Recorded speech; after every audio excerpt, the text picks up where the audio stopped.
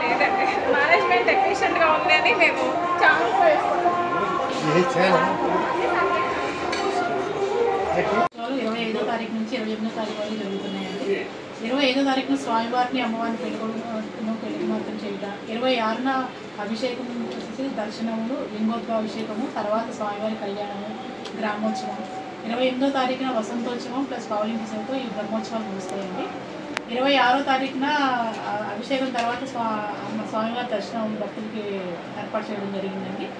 దానికి సంబంధించిన queue lines కానీ భక్తులకు ఎటువంటి ఇబ్బంది లేకుండా క్యూ లైన్స్ వాటర్ ప్యాకెట్స్ కానీ బటర్ మిల్క్ ప్యాకెట్స్ కానీ వాళ్ళు క్యూ లైన్లో ఫ్రీగా దర్శనం చేసుకోవడానికి అన్ని ఏర్పాటు చేయడం జరిగిందండి.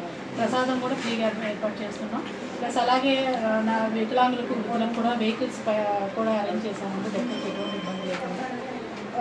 ఈ బ్రహ్మోత్సవాల్లో స్వామివారి దర్శనంతో పాటు ప్లస్ కింద గ్రామ ప్రభలు కూడా ఉంటాయండి.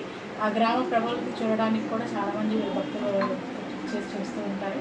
చిన్న తిరణాల్లాగా జరుగుతుంది.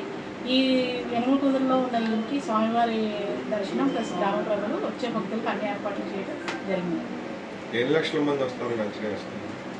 పైన దర్శనానికి మటుకి ఒక 35,000 to 40,000 పీపుల్స్ వస్తారని, కింద తిరణాలు చూడడానికి ఎక్కువ మంది దాదాపు 1,00,000 మంది వరకు వస్తారని అంచనా వేస్తారు.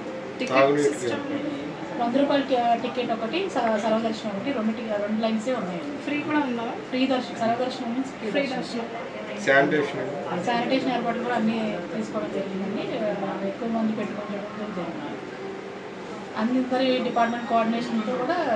మేడం, లాస్ట్ ఇయర్ ప్రభ దగ్గర 2-3 డెత్, ఒక క్యాండిడేట్ డైరెక్ట్ డెత్ అది జరిగింది కదా, కొంచెం మిస్ మేనేజ్మెంట్ వల్ల.